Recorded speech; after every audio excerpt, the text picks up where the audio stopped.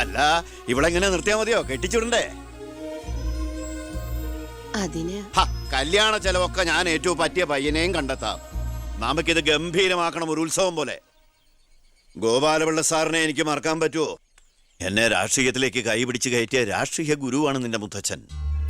മരിക്കാൻ കിടക്കുമ്പോ ഞാൻ അദ്ദേഹത്തിന് കൊടുത്ത വാക്കാ, ഈ കുടുംബം അനാഥാകില്ലെന്ന്. എന്നാ ഞാൻ ഇറങ്ങട്ടെ. ഞാനെന്തോ മറന്നല്ലോ. മോളെ, പിന്നെ മോൾക്കറിയാമല്ലോ, നിരപരാധിയായ എന്നെ ഒരു കേസിൽപ്പെടുത്തിയ വിവരം. ആ പ്രതിക്കെതിരെയുള്ള മോളുടെ മൊഴി അതൊന്നും മാറ്റി പറയണം. ഞാൻ സത്യം പറയൂ. എന്റെ മുന്നിൽ വെച്ച് നടന്ന കൊലപാതകത്തിന് കൂട്ടു നിൽക്കാൻ എന്നെ കിട്ടില്ല. തെറ്റ് ചെയ്തവരാരായാലും അവർ ശിക്ഷിക്കപ്പെടണം. കുറെ കാലം എന്റെ വീട്ടിൽ നിന്നല്ലേ തള്ളയും മോളും. ഉണ്ട ചോറിന് നന്ദി കാണിക്കാൻ പറ ദേവകിയമ്മ മോളോട്. അമ്മ പറയില്ല.